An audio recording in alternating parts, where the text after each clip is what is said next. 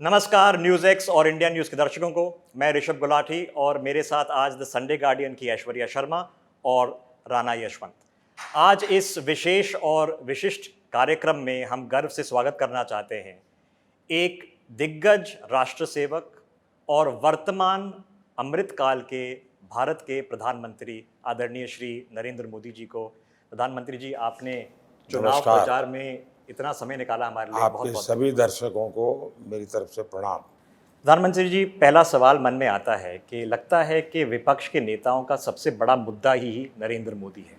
आपकी सोच में वो नरेंद्र मोदी की चर्चा इतनी क्यों करते हैं? नरेंद्र मोदी की चर्चा क्यों करते हैं, उसके लिए उनको समझना पड़ेगा। और उनको समझते हैं तो 2004 से 2014 का कार्यकाल देख लीजिए।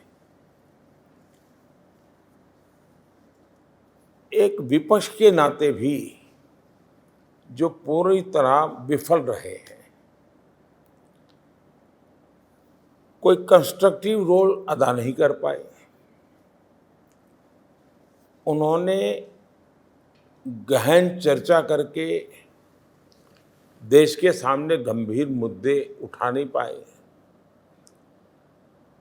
उनको लगा कि हुड़दंग करो, अखबारों में जगह ले लो तो गाड़ी चल जाएगी।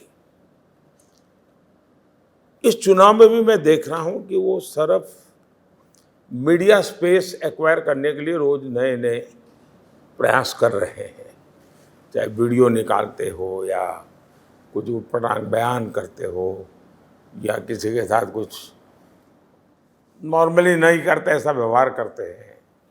तो ये सारी चीज़ें वो मीडिया में स्पेस एक्वायर करने के लिए कर रहे हैं। अब मोदी को गाली एक ऐसी चीज़ है कि उसमें बाकी कुछ हो या ना हो, पब्लिसिटी की गारंटी है। कोई छोटा सा भी नेता अगर मोदी को गाली देगा तो आधे घंटे 1 घंटे के लिए तो टीवी में उसको जगह मिल जाएगी। तो हो सकता है कि मोदी उनके लिए सीढ़ी का काम करता हो। प्रधानमंत्री जी, इंडी अलायंस संपत्ति रीडिस्ट्रीब्यूशन की बात कर रही है। आपको क्या लगता है ये मुमकिन है, और जो ये देश के जो मतदाता हैं ऐसी प्लान से प्रभावित होंगे? इसको टुकड़ों में नहीं देखना चाहिए, उनकी पूरी थॉट प्रोसेस के साथ जोड़ करके देखना चाहिए। जब उनका मैनिफेस्टो तो आया तब मैंने कहा था कि मैनिफेस्टो पूरी तरह मुस्लिम लीग की छाप है उस पर। डॉक्टर मनमोहन सिंह जी का बयान था और जिस मीटिंग में मैं मौजूद था उसमें उन्होंने कहा था कि भारत की संपत्ति पर पहला अधिकार मुसलमानों का है। अब जब मैंने ये कहा तो मीडिया वाले, उनकी जो इकोसिस्टम है, उसने तूफान खड़ा कर दिया कि मोदी तो गलत बोल रहे हैं। तो मैंने 2 दिन के बाद मनमोहन सिंह जी की प्रेस कॉन्फ्रेंस ला करके रख दी, तो फिर वो बोलते बंद हो गए। तो ये एक घटना। अब उनके मैनिफेस्टो में कहा गया है कि अब ठेके में भी आरक्षण होगा, कॉन्ट्रैक्ट सिस्टम में। मतलब कहीं ब्रिज बन रहा है तो ब्रिज किस आधार पर आज दिया जाता है, जो कंपनी लेना चाहती है उसमें रिसोर्सफुल है कि नहीं, एक्सपीरियंस है कि नहीं, कैपेबिलिटी है कि नहीं है, वे इस काम को समय पर करने की उनकी क्षमता है कि नहीं है। इन सब को देख करके उसको टेंडर मिलता है, तब जाके वो। अब कहते हैं उसमें भी हम माइनॉरिटी को आरक्षण देंगे, मुसलमान को आरक्षण देंगे। ये सारी घटनाओं को एक साथ जोड़ करके देखें तो जब ये कहते हैं हम इनहेरिटेंस टैक्स लगाएंगे, मतलब जो भी संपत्ति लेगी तो संपत्ति पर अधिकार किसका होगा? जो मनमोहन सिंह जी कहा था उनका होगा। अगर ये सीधा सीधा पूरा कैनवास पर रखो तो इसका लॉजिक यही निकलता है, ये देश कैसे स्वीकार करेगा? दूसरा, क्या दुनिया के किसी डेवलपिंग कंट्री ने इस प्रकार का पागलपन किया है क्या? आज तो भारत को मेहनत करके अपनी समस्याओं से बाहर निकलने की ज़रूरत है। हमने कोशिश करके 25 करोड़ नागरिकों को गरीबी से बाहर लाए हैं। हमें ये कोशिश करनी चाहिए। पहले जहाँ सैकड़ों स्टार्टअप्स थे, आज 1.25 लाख से ज़्यादा स्टार्टअप्स हैं, यूनिकॉर्न्स हैं। आपको समाज में ताकत बढ़े उस दिशा में जाना चाहिए और वही एक सही परिणाम है। प्रधानमंत्री जी, अयोध्या में राम मंदिर बना, रामलला की प्राण प्रतिष्ठा हुई, देश में शांति और सौहार्द का माहौल रहा। इसी दौरान इकबाल अंसारी आते हैं और चूंकि वो अदालती लड़ाई लड़ते रहे, महत्वपूर्ण व्यक्ति भी हैं, और उनके हाथ में प्ले कार्ड होता है मोदी का परिवार। ये जो तस्वीरें होती हैं, घटनाएं होती हैं, इस बात का संकेत देती हैं कि आपकी जो इंक्लूसिव पॉलिसी है उसके साथ माइनॉरिटीज अपने आप को जोड़ रही है, या तुष्टीकरण की उधर की जो नीति है उससे अपने आप को दूर कर रही है। राम मंदिर, इकबाल अंसारी का उल्लेख किया तो मैं एक एपिसोड आपके सामने रखता हूँ। देश आज़ाद होने के बाद तुरंत राम मंदिर बनना चाहिए था। इतने सालों तक नहीं बना क्योंकि उनको लगता था कि अगर राम मंदिर बनेगा तो उनकी वोट बैंक पर तकलीफ हो जाएगी। अदालत में आखिरी तक उसको रोकने के लिए भरपूर प्रयास हुआ और ये फैक्ट्स है कि कांग्रेस ने ही इसमें रुकावटें डाली। जी। उसके बावजूद भी राम मंदिर का जब कोर्ट का जजमेंट आ गया, सुप्रीम कोर्ट ने एक ट्रस्ट बनाया। वो ट्रस्ट के लोग बाकी पुरानी सारी बातें भूल करके कांग्रेस के लोगों को इनविटेशन देने गए। उन्होंने इस इनविटेशन को ठुकरा दिया।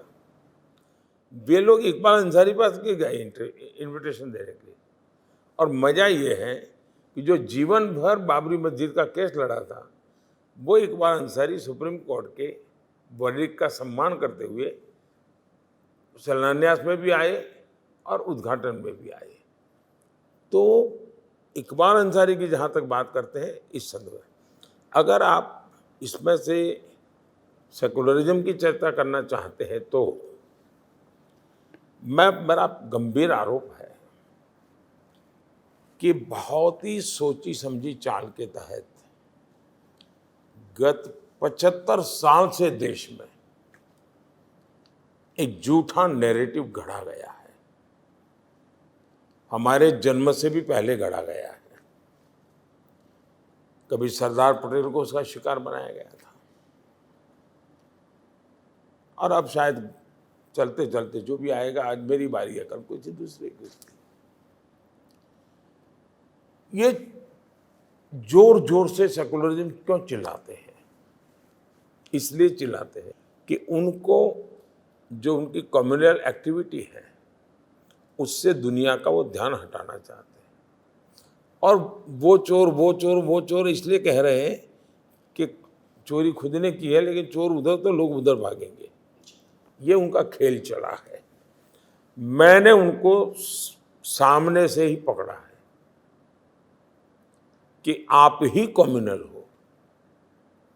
भारत का संविधान आपको सांप्रदायिक तौर तरीके के लिए अनुमति नहीं देता है। और मैंने ऐसे सैकड़ों उदाहरण निकाले हैं। और जैसा मैंने अभी थोड़ी देर पहले कहा कि उन्होंने मुसलमानों को संपत्ति का कहा था, तो मैं उनको पूरी तरह एक्सपोज कर रहा हूँ। लेकिन उनके जो नैरेटिव बनाने वाले हैं, वे उनकी बात को छुपा देते हैं और मेरे मुंह से मुसलमान शब्द निकला तो वो कम्युनल। मैं उन कम्युनल पॉलिटिकल पार्टीज के लिए बोल रहा हूँ जिन्होंने सेकुलरिज्म का नकाब पहन करके गौर सांप्रदायिकता की है। और इन लोगों में 3 चीज़ें कॉमन नजर आती मुझे। एक, ये गौर सांप्रदायिक है, ये लोग गौर जातिवादी हैं, ये लोग गौर परिवारवादी हैं। ये 3 चीज़ें इतनी भरी पड़ी है इनके अंदर, वो इसमें से बाहर नहीं निकल सकते। प्रधानमंत्री जी, आपने भी आंकड़ा बताया कि अब 25 करोड़ देशवासी गरीबी की रेखा से ऊपर उठ चुके हैं। इसके दौरान जो 80 करोड़ लोगों को अन्न जा रहा है, इसकी ज़रूरत अभी भी पड़ रही है, आगे भी पड़ेगी। आपका क्या ऐलान है आगे जाने का? मनमोहन सिंह जी जब प्रधानमंत्री थे और टीवी खबरों में आता रहता था कि कहीं अनाज भीग रहा है, कहीं अनाज सड़ रहा है, तो सुप्रीम कोर्ट ने भारत सरकार को कहा कि आप ये अनाज गरीबों को बांटते क्यों नहीं हो। तो मनमोहन सिंह जी ने उस समय के प्रधानमंत्री ने ऑन रिकॉर्ड कहा है कि हम ये बांट नहीं सकते हैं, हम ये हमारे लिए असंभव इतना सारा करना। खैर उनकी सोच का परिणाम मेरे सामने था। मैंने कोरोना के समय देखा, मेरा पहला काम है गरीब के घर का चूल्हा जलते रहना चाहिए, तो मैंने इस बात को शुरू किया। मैंने नेक्स्ट 5 ईयर के लिए भी कहा, इसलिए कि जो गरीबी से बाहर निकलता है उसके जीवन में, जैसे आप अस्पताल से घर आए, इन्हें भी आपको अब ट्रीटमेंट हो चुकी है आपकी, लेकिन प्रिकॉशन जरूरी है। आपको बताता है डॉक्टर कि भाई घर जाते के बाद जरा इतना रेस्ट करना, ये मत खाना, वो मत खाना, ये संभालना। क्यों? बीमारी को तो एड्रेस किया है, क्योंकि कुछ भी अगर थोड़ा सा भी करोगे तो फिर से उस हालत में चले जाओगे। इसलिए गरीब जब गरीबी से बाहर निकलता है तब उसको सबसे ज़्यादा हैंड होल्डिंग की ज़रूरत होती है। किसी भी हालत में वो वापस नहीं जाना चाहिए, एक बार बाहर आ जाए, मजबूती के साथ खड़ा रहे। तो मेरा मत है कि आने वाले 5 साल में ये जो गरीबी से बाहर आए हैं वो अपने पैरों पर इतने मजबूती से खड़े रह जाएंगे कि उनको ऐसे अपने परिवार की कोई घटनाएं गरीबी की ओर धकेलेगी नहीं, और तब जाकर के देश गरीबी से बाहर निकलेगा। प्रधानमंत्री जी, हमारा देश सबसे युवा देश है। आपके कार्यकाल में हाल ही में आपने 10 लाख सरकारी नौकरियां दी हैं। विपक्ष कहता है हम 30 लाख देंगे। तो आपके तीसरे टर्म में रोजगार को युवाओं के लिए और कैसे हम बढ़ावा देंगे? अभी आपने स्कॉच का रिपोर्ट पढ़ा होगा, और मैं चाहता हूं कि आपका टीवी चैनल ने स्कॉच के रिपोर्ट पर डिटेल में स्टडी करना चाहिए और टीवी डिबेट करना चाहिए। उन्होंने सरकार की कोई 20-22 स्कीम का डिटेल एनालिसिस किया है और कितने पर्सन ईयर आवर इस देश में उपलब्ध हुए, इसका पूरा आंकड़ा है। उन्होंने कहा 4 करोड़ घर बनाने चाहिए तो कितने आवर लगते हैं, मतलब इतने लोगों को रोजगार मिलता है। वैसे उन्होंने 22 जगह ऐसे अलग अलग पैरामीटर पड़ेगा, और उन्होंने कहा 50 करोड़ लोगों को ये इसका बेनिफिट हुआ है। दूसरा, हमने मुद्रा योजना निकाली, बिना गारंटी हम बैंक लोन देते, यानी शायद 23,000 करोड़ या समथिंग अबाउट है, या 23 लाख करोड़। उसमें फर्स्ट टाइमर 80% है। उसने कोई अपना कारोबार शुरू किया, 1 या 2 को तो उसने काम दिया ही होगा, तब जा करके चलता है। स्टार्टअप कभी हजारों थे, आज लाखों है, किसी को रोजगार मिला होगा। अगर मानो 1000 किलोमीटर रोड बनता है तो जितने लोगों को काम मिलता है, तो 2000 किलोमीटर रोड बनता है तो ज़्यादा लोगों को मिलेगा कि नहीं मिलेगा। तो आज रोड डबल बन रहे हैं, रेल डबल हो रही है, इलेक्ट्रिफिकेशन डबल हो रहा है, टावर मोबाइल के आज हिंदुस्तान के हर कोने में पहुंच रहे हैं, तो लोगों को काम मिलता होगा तब होता होगा ना। और इसलिए एक भ्रम फैलाया जा रहा है, एक झूठ फैलाया जा रहा है, और हमें स्वरोजगार की तरफ जाना होगा। और देश में आज एक मूड बना हुआ है, देश का युवा कुछ न कुछ करने के मूड में है, और हमें उसको पूरी मदद करनी चाहिए, हमें एनकरेज करना चाहिए। हमारी मुद्रा योजना वही करती है। अब हम स्वनिधि योजना चलाते हैं, रेहड़ी पटरी वाले हैं, गरीब लोग हैं, लेकिन आज वो बैंक से पैसा ले रहे हैं, बैंक से कारोबार कर रहे हैं, और उसके कारण उनके पास बचत हो रही है, तो अब वो एक्सपांसन करने जा रहे हैं। कभी वो फुटपाथ पर बैठता था, अब लारी खरीदने का चाहता है, अब लारी खरीदता था वो होम डिलीवरी करना चाहता है, यानी उसका एस्पिरेशन भी बढ़ता चला जा रहा है। और इसलिए मैं मानता हूँ कि सरकार में जितना अवकाश है वो तो है ही है, वो तो मिलेगा लाभ, लेकिन इसके अलावा भी बहुत क्षेत्रों पर बल देना चाहिए। प्रधानमंत्री जी, आपकी सरकार सबका साथ सबका विकास के सिद्धांत पर चलती है। सरकार की कल्याणकारी योजनाओं का फायदा हर लाभार्थी को बिना किसी भेदभाव के मिलता है, चाहे वो किसी भी जाति, धर्म, पंथ, संप्रदाय का हो। लेकिन आपका विपक्ष कहता है कि मुसलमानों को सरकार की कल्याणकारी योजनाओं का उतना फायदा नहीं मिलता है जितना मिलना चाहिए। आप पहले व्यक्ति हो जिससे मैं ये सुन रहा हूँ। मेरी सरकार की विशेषता है, उसको आज तक किसी ने ये आरोप नहीं लगाया है कि किसी स्कीम में भेदभाव हो रहा है। विपक्ष कहता है आपका। विपक्ष ने भी नहीं लगाया। मैं बताता हूँ, आप पहले इंसान हैं जिसके मुझसे मैं सुन रहा हूँ। मैंने अब तक किसी से ये नहीं सुना है, क्योंकि सबको पता है कि मेरे यहाँ, और मुसलमान खुद कहते हैं कि भाई हमें तो सारे लाभ मिल रहे हैं सब मेरे। इसका कारण है मेरे दो सिद्धांत हैं। एक 100% सैचुरेशन। अगर मान लीजिए गरीब को घर देना है तो भाई टुकड़ों में मत करो, 100% सोचो। जब 100% होता है तो फिर भेदभाव कहाँ आता है भाई। मुझे गैस कनेक्शन देना है तो मैं कहता हूँ 100%, शौचालय बनाना है 100%, नल से जल देना है 100%। हाँ, किसी को जनवरी में मिलेगा, किसी को अप्रैल में मिलेगा, किसी को नवंबर में मिलेगा, लेकिन योजना सबके लिए होगी 100%। और मैं मानता हूँ सेकुलरिज्म सच्चा इसी में है कि आप 100% करते हैं। सामाजिक न्याय सच्चा इसमें है कि आप 100% करते हैं। तो मेरे तो मिशन ही 100% का है, सैचुरेशन का है।